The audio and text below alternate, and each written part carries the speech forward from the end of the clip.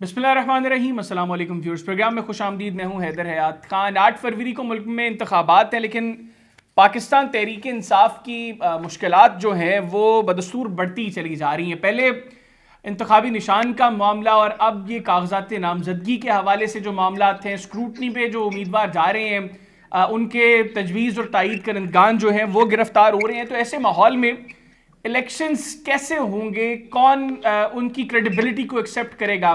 फिर ये जो गिरफ्तारियां हो रही हैं, ये एक बहुत बड़ा क्वेश्चन मार्क है कि ये कौन करवा रहा है, किसके कहने पर हो रही हैं और किसके लिए हो रही हैं। अब से कुछ देर पहले खोसा चेंबर में भी पुलिस जो है वो गई, वहां पर भी मामला कुछ खराब हुए। प्रोग्राम में हम तमाम चीज़ों को डिस्कस करेंगे। मेरे साथ मौजूद है खुर्रम लतीफ़ खोसा साहब, जिन्होंने हाल ही में पाकिस्तान तहरीक इंसाफ ज्वाइन किया। खुर्रम भी बहुत शुक्रिया आपके वक्त का। अस्सलाम वालेकुम। जी वालेकुम अस्सलाम। क्या हाल है इधर? ठीक है आप? जी अल्लाह का करम, आप खैरियत से ठीक ठाक हैं? अल्हम्दुलिल्लाह। खुर्रम भाई, इनिशियली तो बताइएगा, जो अभी कुछ देर पहले वाकया हुआ, ये बेसिकली क्या मामला हुआ है? पुलिस क्या करने आई थी आपके चेंबर में? यही तो मेरा सवाल था उनसे कि आप मेरे दफ्तर के बाहर क्यों खड़े हैं।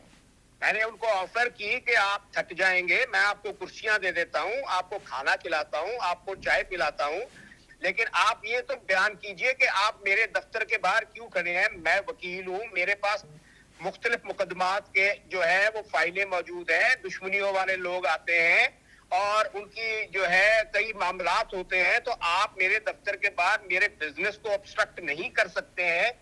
बार तो और उनके पास कोई जवाब न था। मैंने कहा जनाब आप यहाँ से चले जाइए, मुनासिब यही होगा, वगरना ये वकीलों की जगह है, आपको कहीं यहाँ पर कोई इनकन्वीनियंस होगी तो मैं जिम्मेवार नहीं हूँ उसका, क्योंकि आप मेरे जो आईनी हक है और लीगल प्रैक्टिशनर्स एक्ट के तहत है कि मेरे पास तो हर बंदा आ सकता है, जिसपे पर्चा होगा मेरे पास आएगा, वो बेल कराने आएगा, वो अपनी दाद रसी के लिए आएगा, वो अदालत में हेबियस करने के लिए आएगा। तो उसके बाद उनके पास क्योंकि 20-25 मिनट लगे, मैंने उसको ऑन एयर भी किया, सबको, कुछ मीडिया वाले भी आ गए, क्योंकि उनके पास वो कहते हैं ना कि झूठ के पांव नहीं होते, तो उनको उसके बाद मुंह की खानी पड़ी और वहां से जाना पड़ा, क्योंकि बुकला इकट्ठे होने शुरू हो। मैंने ये भी कहा कि आपको आदत पड़ गई है चादर चार दीवारी बहाल करने की, आपको आदत पड़ गई है लोगों की बच्चियों और बच्चों को उनकी बेहुरमती करने की, आपको आदत पड़ गई है लोगों को उठाने की और दीवारें तोड़ने की, दीवारें फलांगने की, उनके घर तोड़ने की। ये कोई गांव नहीं है, ये लाहौर हाई कोर्ट के उकब में जगह है और ये टर्नर रोड वुकला की है मलकियत। मैंने कहा मैंने 15 पे फोन करके आपको नहीं बुलाया, मैं चोरों को क्यों बुलाऊंगा जो वर्दी पहने हुए हैं कि मेरी हिफाजत के लिए है। मैं अपनी हिफाजत मेरा अल्लाह मेरी करता है और मैं जानता हूं कि मुझे अपने आप को कैसे कैरी करना है। बिल्कुल ठीक। अच्छा खोसा साहब, ये बताइएगा, ये जो मामला चल रहे हैं पाकिस्तान तहरीक इंसाफ के साथ, एक तो इस टफ टाइम में आप लोगों ने पार्टी को ज्वाइन किया, सेकेंडली अब किस तरीके से चीज़ें चलेंगी? आपके तजवीज़ और तायद करंदगान की गिरफ्तारियां हो रही हैं, जो उम्मीदवारान हैं वो स्क्रूटनी के लिए आने से डर रहे हैं कि हम लोगों को ये अरेस्ट ना कर लें। तो किस माहौल में इलेक्शंस होंगे फिर? ये तो बात माजी की हो गई, अब तो उससे एक कदम इलेक्शन कमीशन आगे खुद नंगा होके आ गया है। वो पेशावर हाई कोर्ट का फैसला नहीं मान रहा है और अब वो एक फ्रीक बन के सुप्रीम कोर्ट जा रहा है। ये उससे भी ज्यादा घनौना खेल खेला जा रहा है कि अब तो नजर आ रहा है कि ये एक इलेक्शन कमीशन जो है ये एक फरीक के साथ साजबाज होकर ये उसके साथ मिलकर इस मुल्क के अंदर एक खूनी होली खेलने जा रहे हैं और इस मुल्क का अरबों खरबों रुपया तबाह करने के लिए जा रहे हैं। और ये इस मुल्क के अवाम की कंटेम्प्ट, कोर्ट की कंटेम्प्ट तो दूर रह गई, अब अवाम की कंटेम्प्ट करने के ये दरपे हुए हैं और ये भूल गए हैं कि ये जैसा जब भी ये तजुर्बा किया गया है, जब भी जबर किया गया है, जिस माशरे में भी किया गया है, वहां जमूर और पाकिस्तान बिलखुसूस यहाँ पर जमूर की आवाज ज्यादा जोर से आई है और ज्यादा ताकत से लोगों ने अपना छीना है।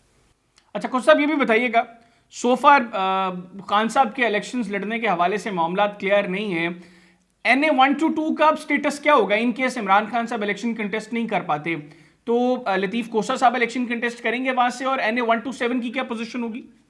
देखिए जी, हम जब आप एक पॉलिटिकल पार्टी में होते हैं तो पॉलिटिकल पार्टी का डिसिप्लिन जो है वो आप पे लाजिम होता है, तो लिहाजा हम अपनी जो PTI है उसके पाबंद हैं। हमें जैसे कहा जाएगा, हम हर महाज पर, वो अदालत का हो, वो आप इंटरनेशनल मीडिया पे कहें, वो आप लोकली कहें, वो आप इलेक्शन कहें, हम हर महाज पर हक और सच के लिए अपनी पार्टी के लिए लड़ेंगे और शीशा पिलाई हुई दीवार बन के खड़े होंगे इंशाअल्लाह। तो एनए 122 और एनए 127 के महाज का क्या बनेगा जी? जी, जैसे पार्टी कहेगी हम उसी तरीके से आगे चलेंगे। तो आप भी इलेक्शन कंटेस्ट कर रहे हैं? जी, मेरे भी कागजात जमा हुए हैं। किस किस हल्के से जी? मेरे एनए 122 एनए 127 से हुए हैं, और एक भोंडा मजाक किया जा रहा है वो मेरे भाई जो है बलख शेर, वो एनए 122 में मेरे प्रपोजर हैं। उनका वोट मैंने स्लिप लिया सर्टिफिकेट लेकर के एनए 122 में है। इन्होंने 21 तारीख को मुझे सर्टिफिकेट दिया और 22 को कोरिजेंडम इशू करके उनका वोट जो है एनए 120 में जो है वो ट्रांसफर कर दिया है। मैंने उसके लिए पिटीशन भी की हुई है, मैंने उसके लिए मुख्तलिफ एप्लीकेशंस भी दी हुई है।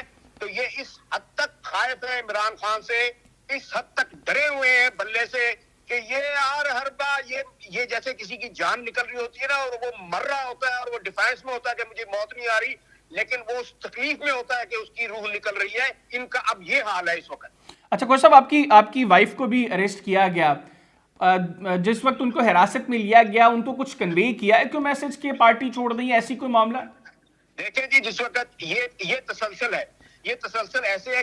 पहले मेरे भाई बलख शेर को फायर मरवाए गए जब हमने इमरान खान का केस किया, उसके बाद सरदार साहब के घर पे फायरिंग की डिफेंस में, उसके बाद उनको लिफ्ट में बंद किया गया, उसके बाद इन्होंने जो है ये मिसेज गई वहां पर कागजात जमा कराने के लिए, कुछ पीटीआई के दोस्तों के थे, अपने भी उनके कागजात थे, तो मेरे जूनियर पीटीआई के दोस्तों के करा रहे थे, मेरी बेगम अपने कागज जमा कराने लगी जब गेट पे। अब ये जुल्म देखिएगा कि आरओ को अपनी हाजिरी लगवाए, रिटर्निंग ऑफिसर को, ये जो बेगैरत बाहर खड़े हैं इनको किस लिए हाजिरी लगवानी है हमने? ये कौन है हमारी हाजिरी लगाने वाले? जो पुलिस वाले हैं। कोई बात नहीं, हम भी यही है, वो भी यही है, और हम तो अदालतों में पेश होंगे, इन्होंने भी वही पेश होना है, अल्लाह खैर करेगा, कोई बात नहीं।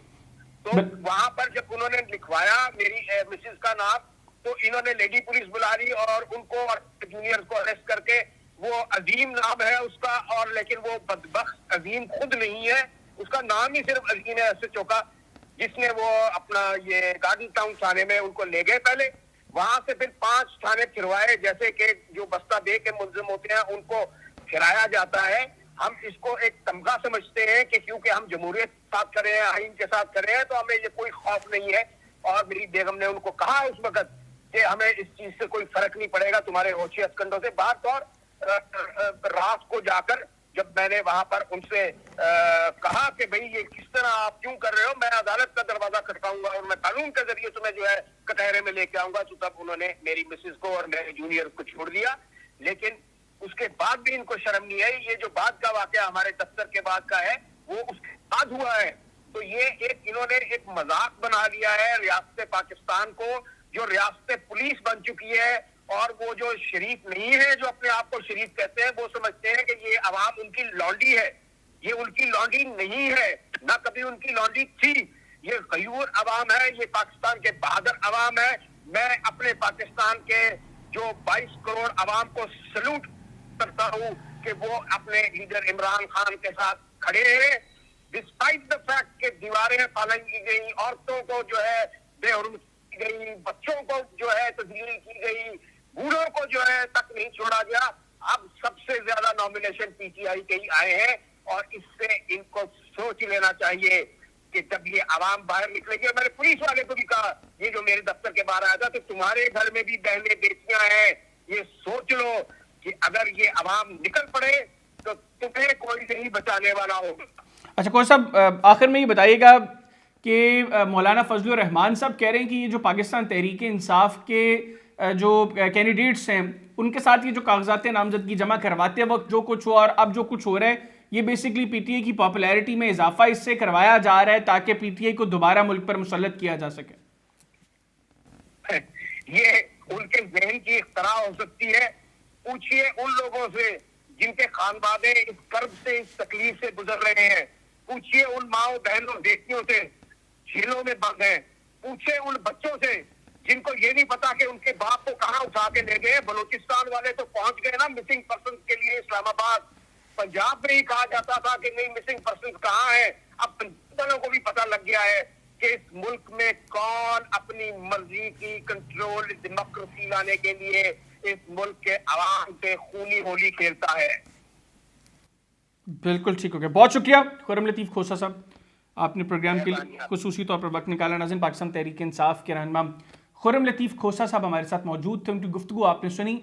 आज के प्रोग्राम से मुझे और मेरी टीम को इजाज़त दीजिए, अल्लाह हाफ़िज़। पाकिस्तान जिंदाबाद।